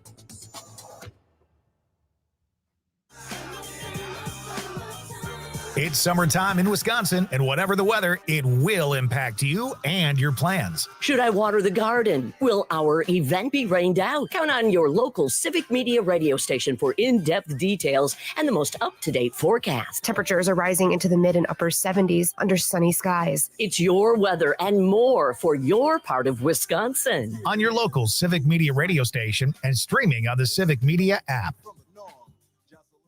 A perfect day starts with perfect breakfast. Start your day with Brunch It Up. Our experts are serving up the ultimate brunch experience. Our menu is loaded with inventive dishes from chicken and waffles to cinnamon roll pancakes. Try unique cocktails like Brunch Bloody Mary with house-infused vodka. Come brunch it up over bottomless mimosas or a midday pick-me-up. Or with the whole family for an unforgettable Sunday brunch. Brunch It Up in Milwaukee, Brookfield, or Cedarburg from 7 to 3 on weekdays and 8 to 3 on weekends. Let's brunch it up.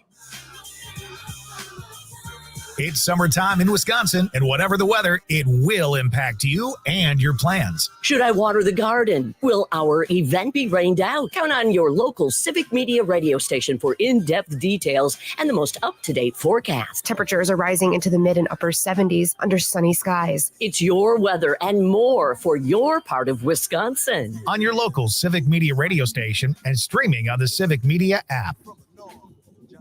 Join the conversation with your favorite hosts or shows anytime. Follow Civic Media on Twitter, Instagram, and Facebook. Share your thoughts on our social media.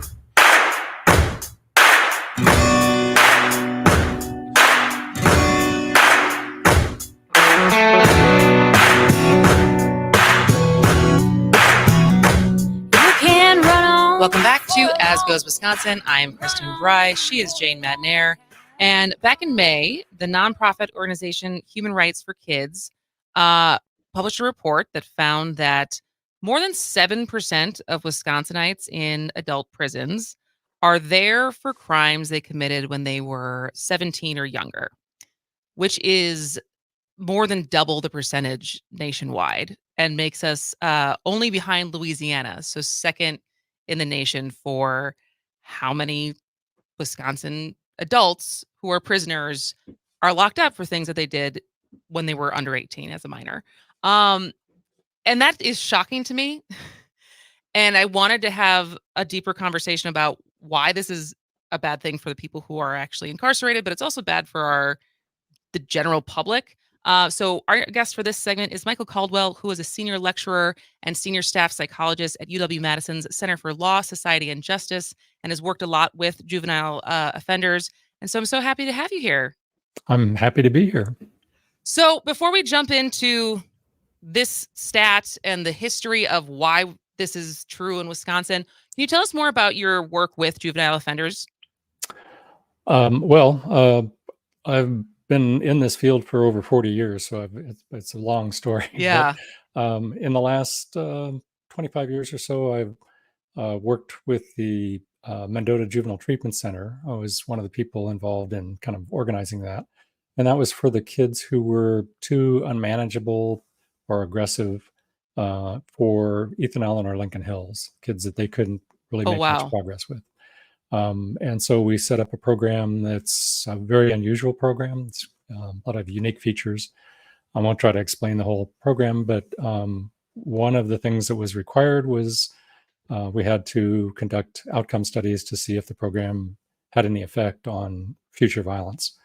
And somewhat to our surprise, it turns out that the program reduced the risk of future violence by half for the kids that were in the program. Wow. So it just underlines the fact that even kids that seem really hardcore, very, very difficult to just be around and work with, and who have committed a lot of violent crimes, they can be worked with, they can be rehabilitated under the right circumstances with the right kind of program. Now, it's a very different program than what you see in most places, and we've had a lot of people come from other states and actually many other countries looking at the program to try to see what we were doing. But the basic point is that we set up this program at the time when people were talking about super predators and kids that were violent were considered pretty much hopeless, that there wasn't much reason to think that you could rehabilitate them.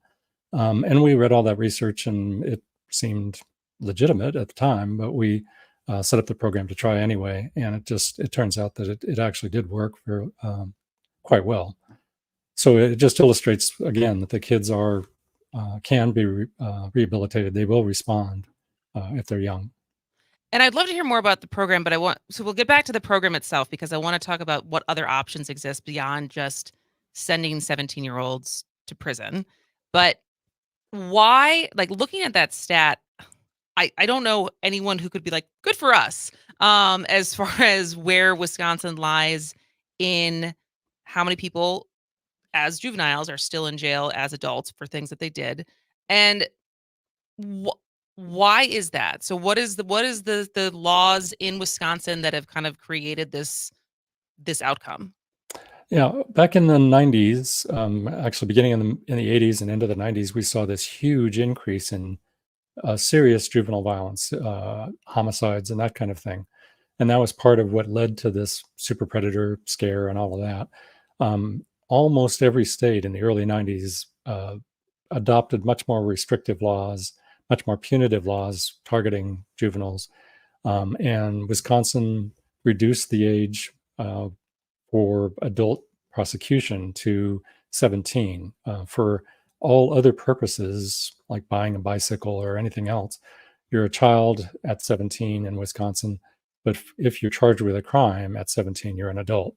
And so they were automatically put into adult court. And it also made it easier for kids to be waived into adult court from juvenile court, and harder for kids who are starting out in juvenile court or in adult court to get put back into juvenile court. So a number of things. Most of the states have since that time have realized that that was a mistake. Those laws were adopted, most of them are adopted in 95, 96, 97, around there. By that point, we were 3 or 4 years into a decline in that rate of violence, and it's continued to decline pretty steadily for the last 25 years or so. So it turns out it was most states have realized that was really not a good idea. There's been a push in Wisconsin to try to unravel some of those laws and have some more kind of common sense approaches. And some of those have had some traction, but the one law about moving kids at 17 into adult court automatically, that's still in place. And in spite of a lot of people trying to work on that, we haven't really moved that needle very much.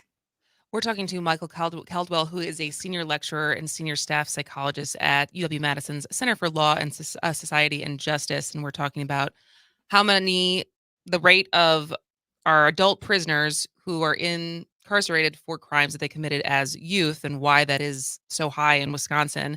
And so going back to what you just said, as far as other states have kind of reversed course, Wisconsin has not. Is there good reasons? Is there certain political actors who are clinging to this? Is it just not a priority? Or where has it been as far as like why this thing we're kind of behind the times on? That's a tough question for me to answer. Okay. It's been certainly it's a political issue. So the fact that it hasn't moved is obviously there's politics behind that. In states where things have changed, some of those states, the driving force behind the change has been conservative Republicans and people like the Koch brothers, who are aware that it's a tremendous waste of money, of tax money, to put kids into corrections for long periods of time. So they're concerned about the cost, and of course, I think they would like to have those costs reduced and the money sent back to them in tax cuts. But that's their motivation. They're recognizing that it's a poor cost benefit kind of equation. Other states like California, it's been more coming from sort of a progressive or liberal side of things, recognizing that this was a bad idea, that adolescents are still not fully developed in terms of their thinking and reasoning and all of that, and that we're basically shooting ourselves in the foot, because when you move a kid into the adult system, the chances that they'll commit future crimes once they get out goes up. So you're maybe making people feel better about this crime, but you're also creating future victims of future crimes. And so when you're speaking about cost, as far as the waste of money, because I've heard this, I don't have the stat off the top of my head, but as far as the money spent both for juvenile and for adults on keeping people incarcerated is very, very expensive. And so, in comparison to the program we were talking about, that had so much success, what is the cost differentials between what it would cost for, like you said, some of the toughest kids that even Lincoln Hills was like, we don't know what to do with them, putting them through the program that you guys were doing in Mendota, versus sending them to prison? Yeah, we that was one of the questions we addressed, because the program is very expensive to get up and running, and on a regular operational basis, it costs more than double the daily cost of Ethan Allen or Lincoln Hills at the time, Okay. and that is much more than what it costs to have them sitting in Green Bay or Columbia correctional setting. But the catch is that because they made progress in the program, they stayed locked up for shorter periods of time than their matched comparison groups. And more importantly, when they're released, anything that reduces violent crime is almost bound to be cost effective, because violent offenses are just expensive. They're expensive to prosecute. They're expensive in terms of the harm done to citizens and so on. So the program actually had what's called a cost-benefit ratio of 7-to-1, which means that for every dollar invested in the program, you got about $7 back over about a 4.5 year period. So that turns out to be a return on the investment of about 135% per year.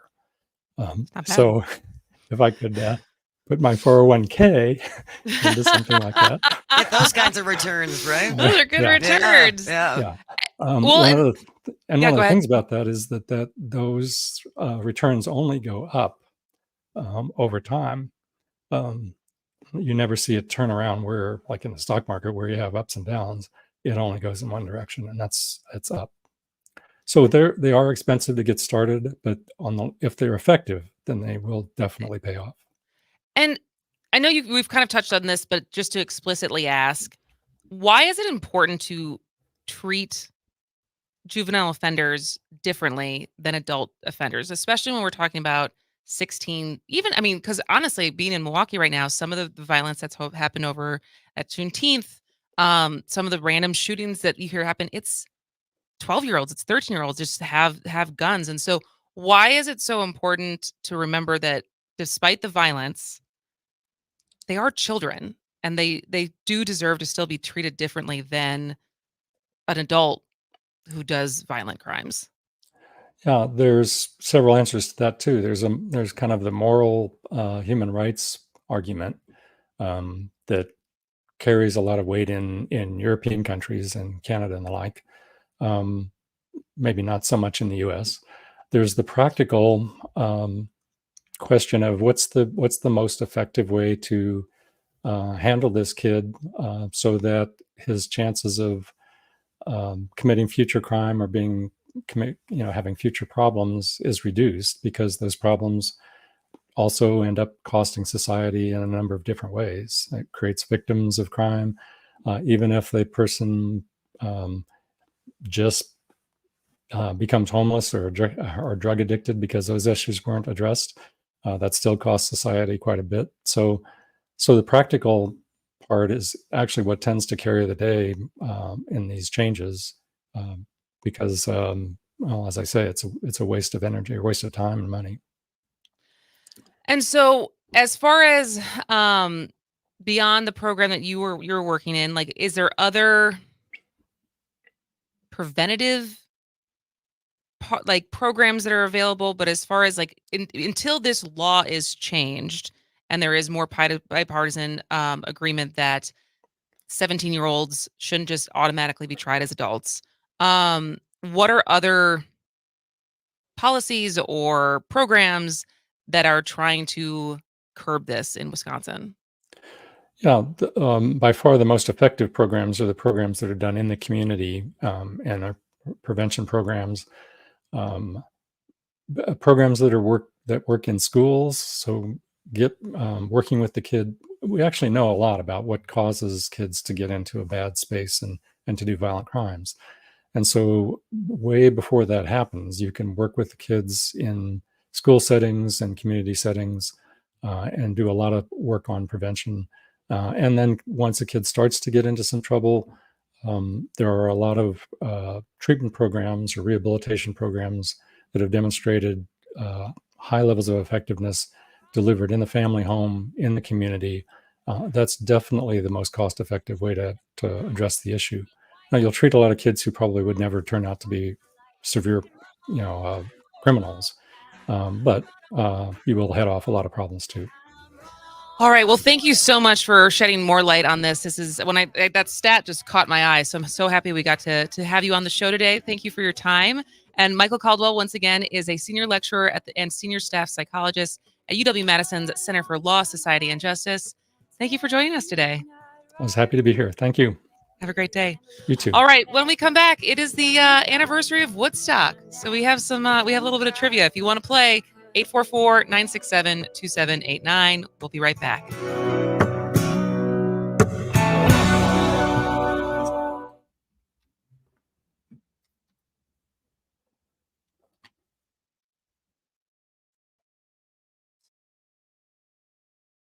Hey, this is Matt from Design Garden. Remember when the internet was new? Back then, you had to leave your house to start a business. Companies used to pay programmers bags of cash to get online. Now, small businesses can get online with a Facebook business page, or Squarespace, or Google My Business, or WordPress. But which tools should you use? Can you afford to go down the wrong path? Design Garden uses modern tools to build your website the right way. Find us online at design.garden. Again, that's design.garden. It's so hot. Wait. Now it's going to rain?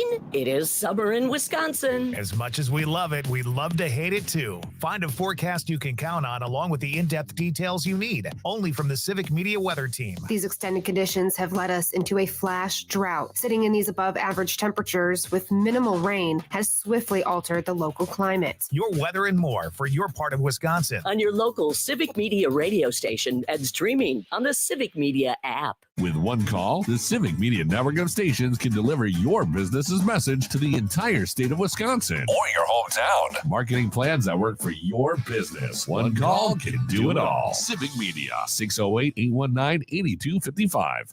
It's easy to listen to your favorite local radio station anytime. Download the Civic Media app from the Apple or Google Play Store, then listen live or whenever you want from anywhere for free. Here's your updated forecast on the Shaw. Lots of sunshine this afternoon with daytime highs approaching 76. Winds out of the north, 8 to 15 miles an hour. Lows level off around 55. Tonight, clear skies. Highs around 81. Tomorrow, mainly sunny.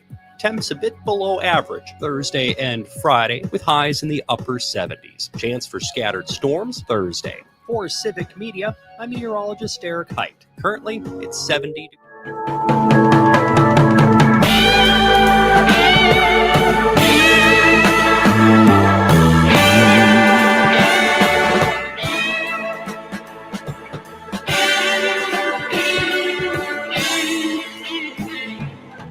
Welcome back to As Goes Wisconsin. I am Kristin Bry. She is Jane Madinair. And we thought we'd end with a little trivia today. So on this day in 1969, the Woodstock Music and Art Fair began, and over the next 3 days, etched itself into music history. Jane, how old were you when this happened then? I was 9. So this is a little... Yeah, you were not old enough to be hanging out at Woodstock. No. I might have liked Fringe, but that was about it. That was about it. Yeah. Did any of your older siblings? We weren't that cool. Whack, no. It's also pretty far. It was.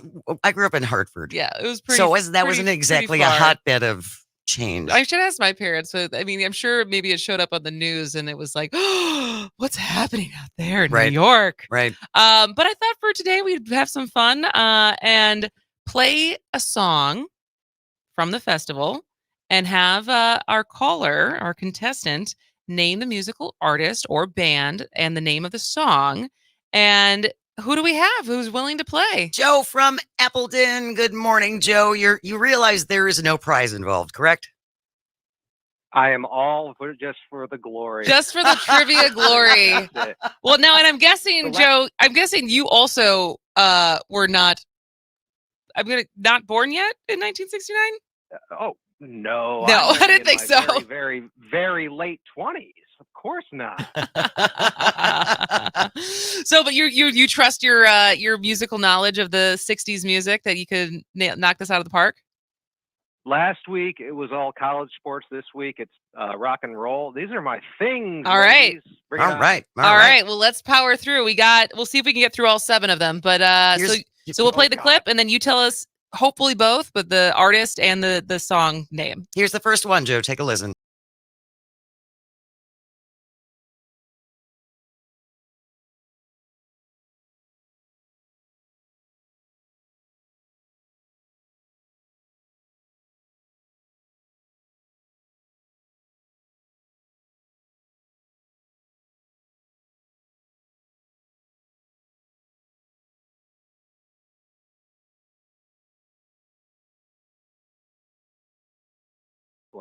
Yes. Right? Yes. Take a little piece of my heart. Ding, ding, ding, ding. Joe, you got it. All right, let's keep it moving. Well done. Here's number 2.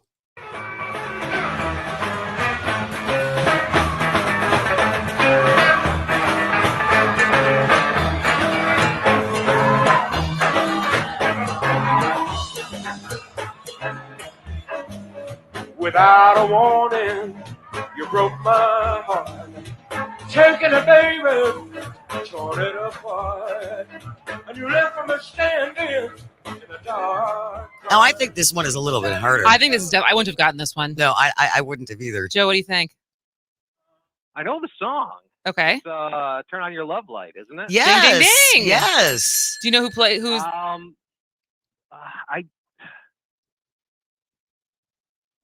The Blues Brothers, I think. No, so think like No. They had a lot of groupies who followed him around. A lot of groupies. Oh.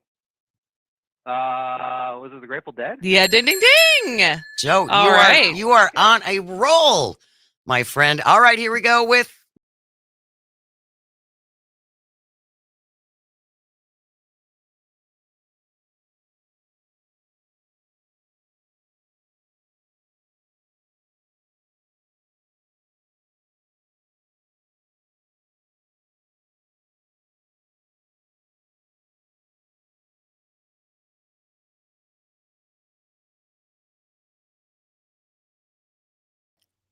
Everyday People. Yes. Sly and the Family Stone. Ding, ding, ding. Crushing it. God, I wish we could give you something. We'll send him a shirt. We got shirts. We do have shirts now. Yes. All right, Joe. This one might be tough. We'll see how you do.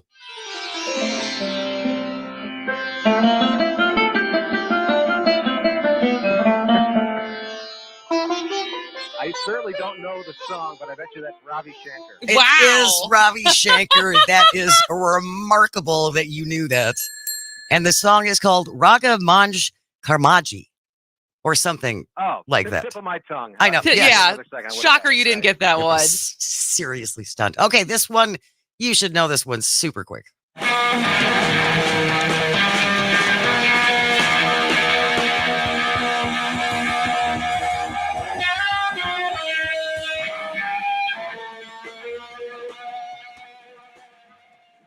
I can only stand to listen Hendrix. to that.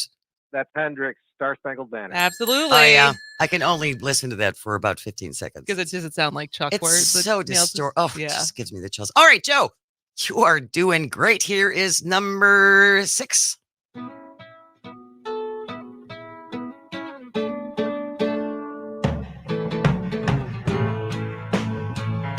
That's The Wait by the band.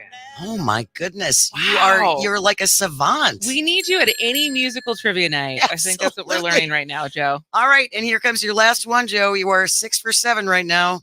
Joan Baez, We Shall Overcome. Oh, I am telling you, you are a musical trivia savant. That was wildly impressive, easy. Joe. It's easy when the first line is. That's true.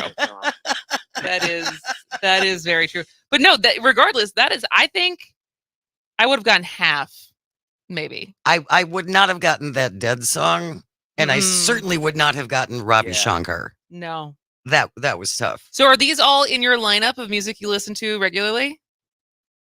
I have a very eclectic lineup. I always say I'll listen to almost anything, but I kind of dislike almost everything. I only like the cream of the cream and the cream of the crop. And so that's the stuff right there. All right. It is good songs. It just makes you feel good listening to them. All right. Do you want a shirt? Should we send you a shirt? You want a WAUK shirt? All right. I would love a shirt. We will follow up with you, and we will get your mailing address because you did so well that you definitely deserve at least a shirt. Don't hang up, Joe. Okay. All right. All right. Thank you, Joe. Fun show today. Variety of topics, variety of guests. Lots of texts, lots of callers. Yeah. Thank you to DJ Shawna. Definitely have her back. She's such wonderful. a bright light. Thank you to Michael Caldwell. Super interesting topic there. And thank you to everyone who called and texted. But stay tuned. We're going to have live coverage from President Biden's event and speech in Milwaukee. Terry Bell will be there live. And once the president's speech starts, we will be covering that live across the Civic Media Network. And for us, we will be back tomorrow. Greg Bach will be here. Another fun show in the bag and another fun show tomorrow. This has been As Goes Wisconsin.